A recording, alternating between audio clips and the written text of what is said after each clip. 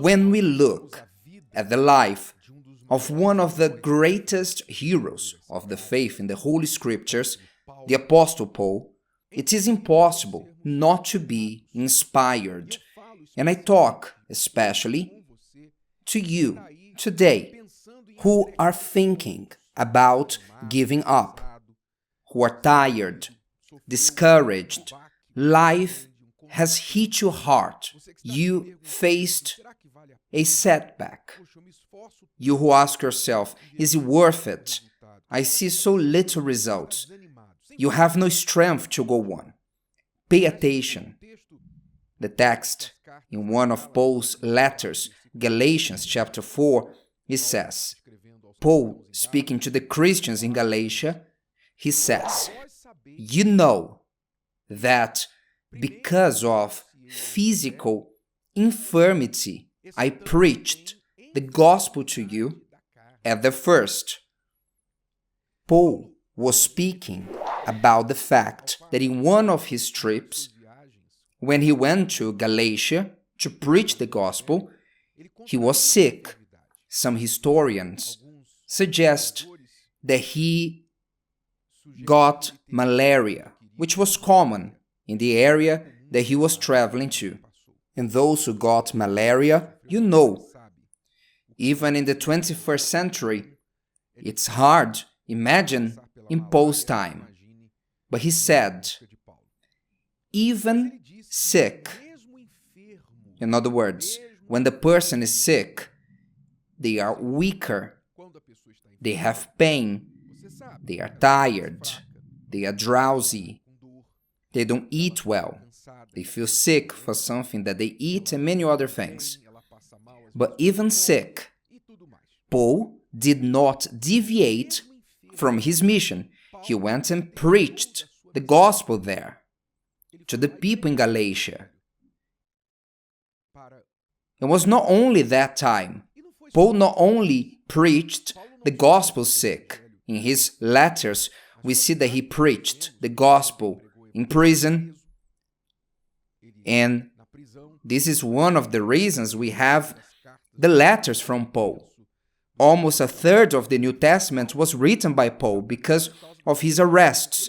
He took advantage of those times to record what he saw and went through. So he preached the gospel in prison, when he was persecuted, when he was misunderstood by his brothers, Christians and disciples, because it took a while for him to be accepted, because he was a persecutor of the church, and some Christians did not believe in his conversion. So he had to face misunderstanding, persecution. He preached the gospel when he was unfairly treated. He was chained, yes, once with his body in pain and bleeding after being beaten. He was there singing hymns to God. The other inmates listening to him, to his testimony, along with Silas, his brother in faith. And even against beasts, he fought against. Even against beasts, lions, animals. Paul had to face unimaginable things for us in the 21st century. And the question is, why do you want to surrender? Why are you discouraged? Dear friends, pay attention. The overcomer, one of the characteristics of winners is that they do not surrender. They refuse to be on the ground. They don't give in. They can be beaten, they can suffer any setbacks, but they stand up again and they go for the next round. They move ahead. This is strength that was in Paul that led him to find strength in weakness, to draw strength from weakness. As he said, when I'm weak is when I'm strong. This determination within him, it needs to also be in us. And God places this in us But it is not only God, it doesn't depend on God. This is what you have to understand. Because if it depended only on God, everyone would be strong. Everyone. Paul states that there were disciples who abandoned him in the midst of the missions. Apostles who didn't resist the blows, per se, who would tell him, I'm gone, it's enough. Disciples who couldn't handle it, did they not have the Holy Spirit? Most probably they had, because the Holy Spirit is not given by measure to anyone. God does not give less or more of the Holy Spirit. Either the person has or they don't. It doesn't exist such a thing as I have more of the Holy Spirit than you. Either you have or you don't. But the Holy Spirit is subject to the man spirit, to the human spirit. And that's it. Because if the Holy Spirit subject to the human spirit, and the human spirit, the spirit of the person is soft, is slow, is weak, is discouraged, gives up for anything, is filled with excuses, indeed, the Holy Spirit will be blocked. God is held back because God has to respect the choice, the person's freedom to do whatever they want. God does not steal from us our freedom.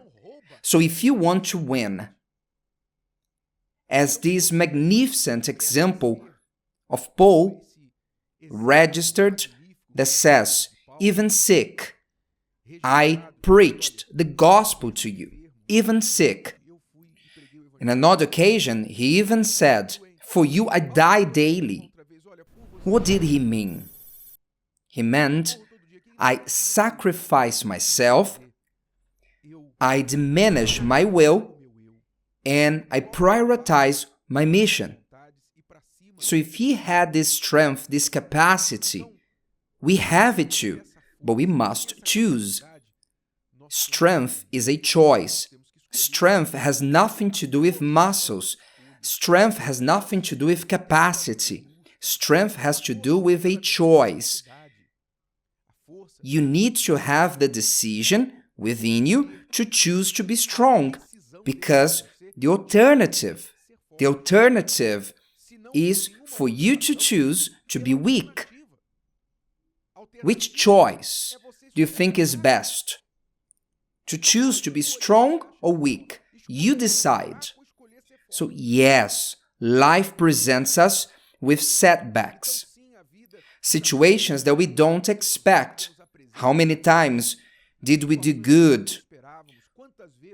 We sow, and then a storm comes and takes everything away. How many times did we go through that? Not only you, me too, and every hero of the faith. We go through this. That's part of life.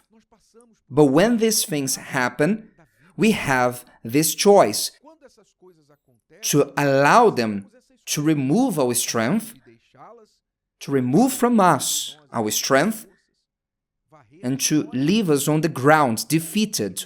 Or we can say, despite all this, despite one more thing, I'm going to lift my head and move on. Despite one more thing, I will fight another round. This is the choice we have. That's why in heaven, dear friends, if you read the letters in Revelation to the 7 churches, representing the whole church in the universe of those who believe, in the end of every letter it says, to the overcomer, to he who overcomes, who will reach heaven, are only the overcomers. Only the overcomers will be saved. Those who overcame their pain. The overcomers are those who overcome their pain, their excuses, their fatigue. They overcome the beasts, the diseases in the body and in the soul. They overcome enemies, being stabbed in the back. Those who overcome everything, they overcome why? Because within us, there's one who is greater than the one who is outside. The victory that is in us is the victory that overcomes the world. It overcomes the whole world. So we will overcome the world and we will get to heaven. Only those who overcome their pain. So salvation is for overcomers. And if you don't overcome your pain, then the alternative is for you to fall and succumb before them. I made my choice. I'm not a superhero. Quite the contrary. Sometimes I feel the setbacks. I feel the blows. I feel it.